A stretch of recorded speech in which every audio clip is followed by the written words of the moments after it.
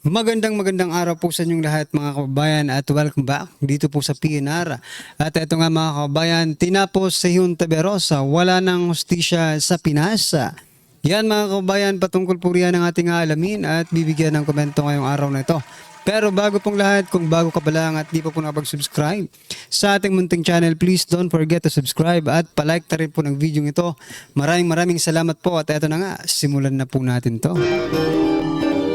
Sawa na ang bayan ko sa magnanakaw na tao.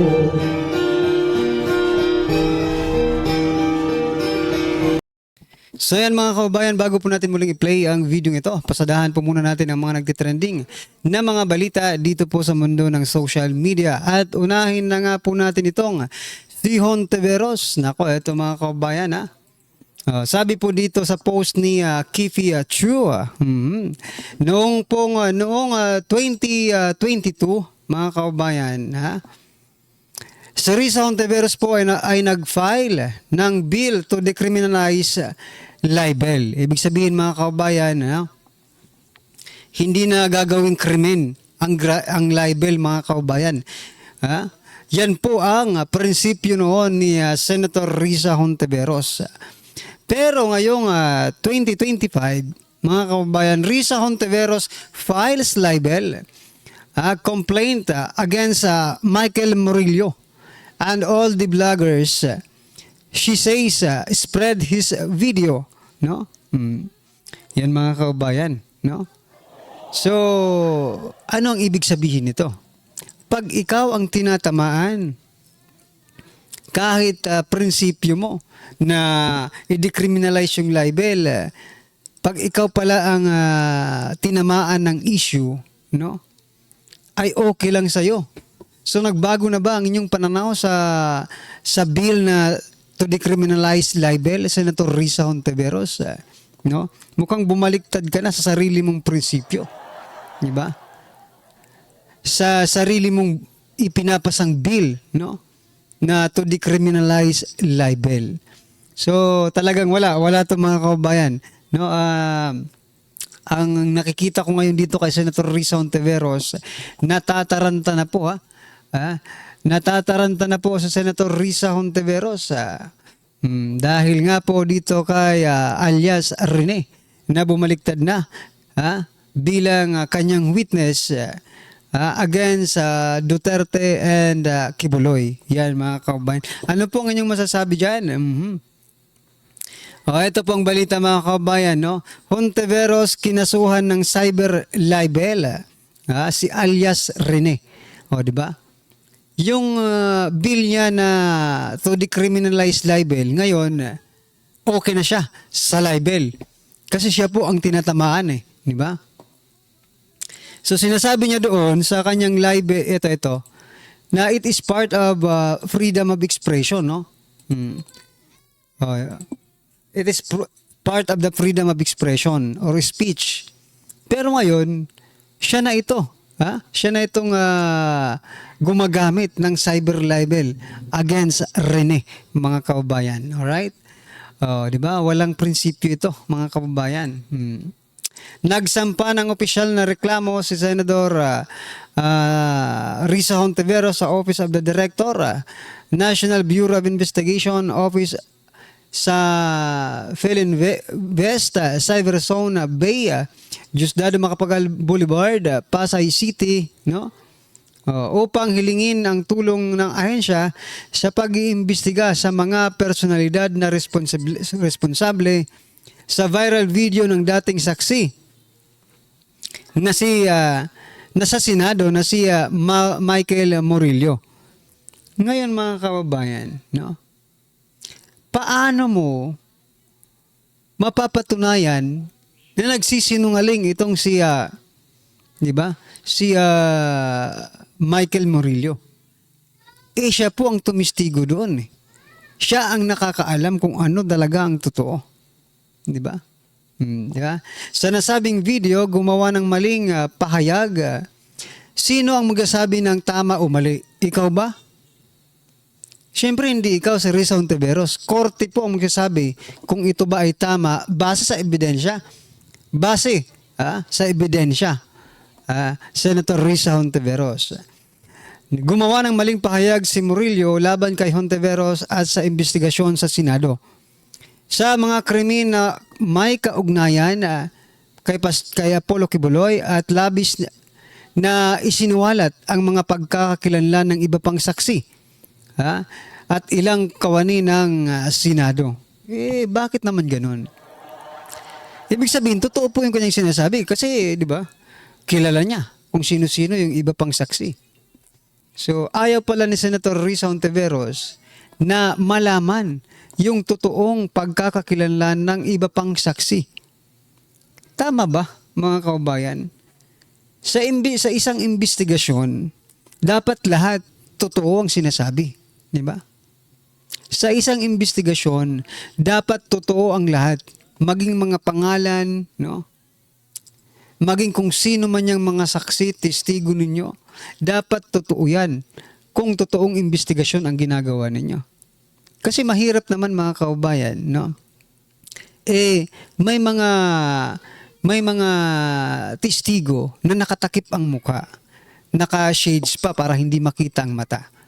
So, di ba? Kung ikaw ang inaakusahan ngayon, Senator Risa Hontiveros, no?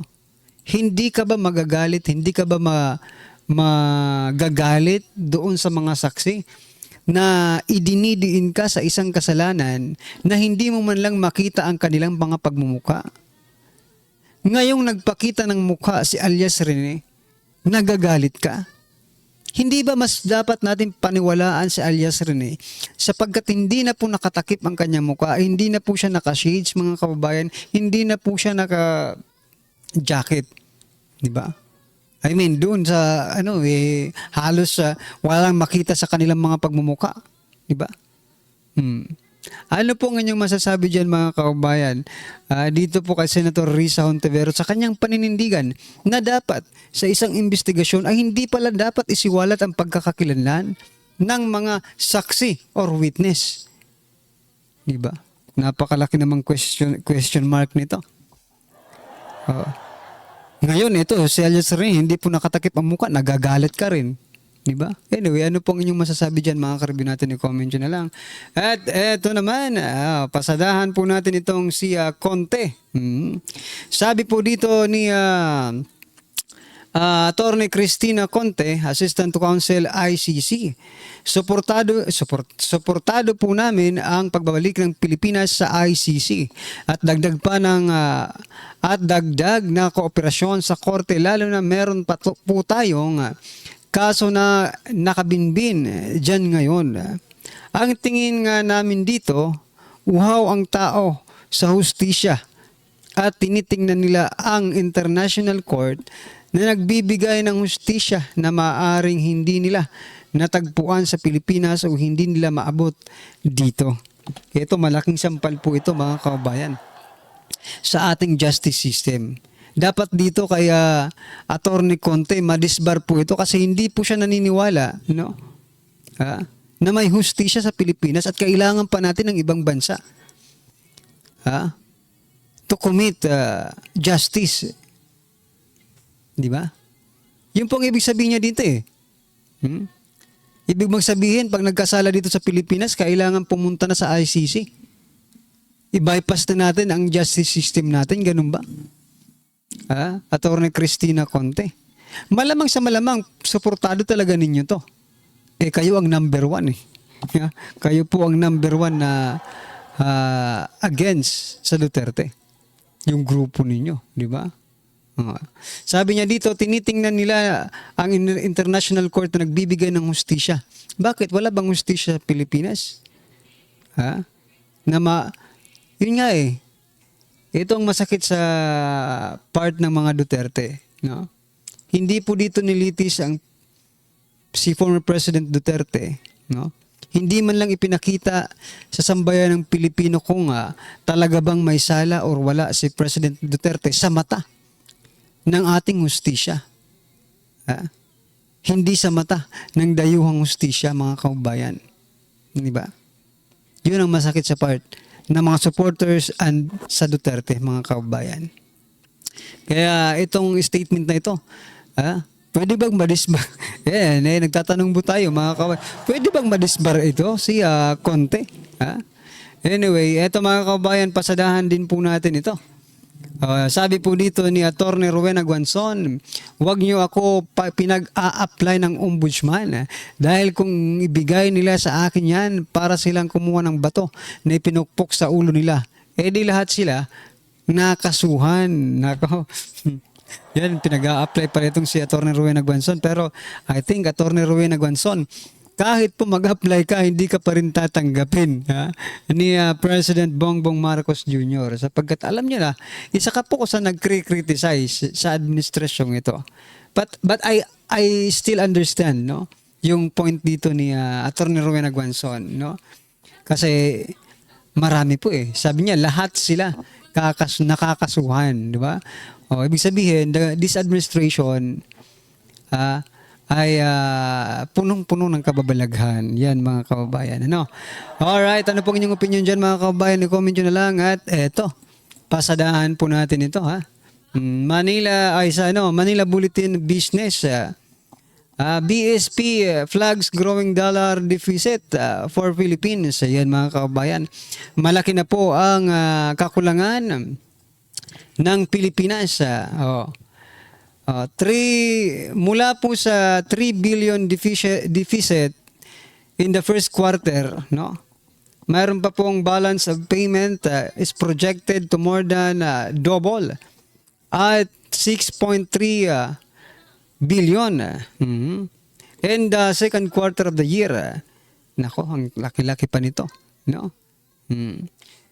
Since sabi dito, while the shortfall in more than 4 years since 9.14 billion posted in the last quarter of 2022, the peak of the pandemic. According to Bangko Sentral of the Philippines, or Bangko Sentral ng Pilipinas, this weather deficit is equivalent to 1.3% the country's gross domestic product, reversing to a 1.20 billion surplus in the same quarter in 2024. It would also be wider than a 0.8% deficit in the first quarter. So yan mga kababayan, mukhang pabagsak ng pabagsak ang Pilipinas, no? Dahil palaki po ng palaki ang kakulangan or deficit ng Pilipinas. Paano hindi lalaki ang kakulangan natin? Puro lang ayuda ang ginagawa ninyo. Di ba? Ayuda dito, ayuda doon. Wala kayong nakikreate na pwedeng pagkakitaan ng Pilipinas. Yan ay opinion ko lang mga kababayan. No? Lahat po tayo ay entitled po sa kanya-kanyang opinion. Ano po ang inyong masasabi dito sa palaki ng palaki na kakulangan ng Pilipinas, mga kababayan? Siyempre, pag kulang ka na naman, uutang ka na naman sa susunod na taon. Siyempre, kulang ka na naman, deficit ka na naman ngayon, hanggang sa lumaki ng lumaki. Kaya pala utang ng utang sila no? Kasi palaki po ng palaki ang deficit ng Pilipinas. Ibiruin mo, 3 billion. No? Ako. Anyway, ano pong inyong masasabi dyan mga kababayan? I-comment nyo na lang. At eto, pasadahan po natin ang video ito at bigyan po natin ng reaksyon. Ito na po. Mga kababayan, maraming umalmang Pilipino at ikinadismaya ng ating mga kababayan ang naging hakbang o plano ni DOJ Secretary Jesus Crispin Boying Remulla, kung saan ay kinumpirma nito na magsusimiti siya ng aplikasyon sa Judicial and Bar Council para sa posisyong ombudsman bago matapos ang linggong ito. Ayon kay Remulla, mag-a-apply siya sa ombudsman at magre-retiro bilang Justice Secretary. Ito ay bilang paghahanda sa pagre-retiro naman ni Ombudsman Samuel Martires ngayon. Ito nga ang tanong dito. Ano ang meron po sa ombudsman at pinipili ni Boying Remulla? Pwede pala yun, no? Kahit nandun ka na sa isang pwesto, sa isang posisyon, no? Pwede kang mag-transfer as long as malakas ka sa administrasyon, di ba? Ano ang meron is OG Boying Remulla dyan sa ombudsman at gustong-gusto mo talagang dyan ka po ma-assign Sabi po ng ating mga kababayan para daw hindi na siya habulin ng mga kaso niya sa ombudsman. Totoo ba? Is OG Boying Rimulya? May kaso ka pala sa ombudsman kaya gustong-gusto mong maging ombudsman para ikaw na rin ang liliti sa sarili mong mga kaso. Di alam na, absuelto agad, di ba? July 27, 2025 matapos ang kanyang 7 taong termino. Dahil dito, nangangamba tuloy ang ating mga kababayan, partikular ang mga DDS supporters kapag naging ombudsman na si Boying Rimulya dahil tuluyan ng mawawala ang judicial system sa ating bansa. Mag-a-apply pa lang ako. I'm submitting my application by Friday, before Friday. Bakit, sir? Wala. I think that I have a lot to offer there. I have to talk to the JBC about it first. I think the JBC is in the best position to appreciate whatever I have to offer. Bakit SOG Boying Rimulya, ganun ka na ba kagaling, no? Para maging ombudsman? Kung sa DOJ nga, marami kayong kapalpakang ginagawa. Paano pa kaya sa ombudsman, no? Ito po ay seryoso, sapagkat ang mga problema po dito sa ombudsman ay mga politiko na hindi gumagawa ng kanilang mga tungkulin, no? Yung mga corrupt, nako, magpaparte nito ang buong Kongreso, ang buong House of Crooks kapag si Rimulya po ang naging ombudsman, no? Baka wala na tayong marinig sa ombudsman na mga kaso-kaso sa mga politiko kapag si SOG Boying Rimulya po ang maging ombudsman, nako. For as ombudsman, I think that we're solidly organized here, and it can stand on its own if the succession is okay. Nakikita ng ilang grupo na planado ito ni Rimulya at ni Pangulong Bongbong Marcos Jr. Lumalabas kasi na malaki ang posibilidad na maging ombudsman si Rimulya lalo't naging DOJ Secretary siya at siguradong siya ang pipiliin ni Pangulong Bongbong Marcos Jr. Dahil dito, hindi naniniwala ang ating mga kababayan na mag-a-apply pa lang si Rimulya bilang bagong ombudsman dahil planado na ito at napag-usapan na noon pa man bago dumating ang pagtatapos ng termino ni Ombudsman Samuel Martires na itinilaga ni dating Pangulong Rodrigo Roa Duterte. So yan mga kabayan, kayo po naniniwala po ba kayo that is all planned by Rimulya and PBBM? No, maybe, no? Kasi biruin mo, pag-a-applyin no? At saka tinimbrihan niya na daw si PBBM. So, ito siguro mga ano na lang nito, alibay, no? Alibay na lang siguro ito para yung taong bayan ay hindi na magtaka dito po sa kanilang mga gagawin. Well, anyway mga karibin natin, ano po ang inyong opinion, reaksyon patungkol po sa video ito, i-comment nyo na lang po sa baba para at least alam po natin mga kababayan ang inyong opinion. Maraming salamat po. Please don't forget to like the video. Maraming salamat po. Sawa na ang bayan ko sa magnanakaw na tao.